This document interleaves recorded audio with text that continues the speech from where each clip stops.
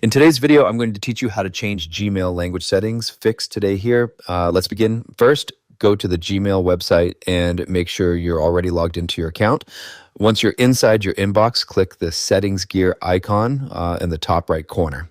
From the quick settings panel, click See All Settings. Stay on the General tab and locate the language section at the top of the page. Click the Gmail Display Language drop-down menu.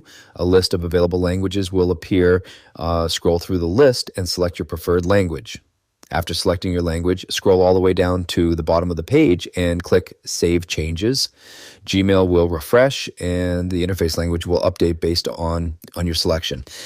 If you want the language change to apply across other Google services, scroll back to the top of the General tab and click the blue link that says Change Language Settings for Other Google Products.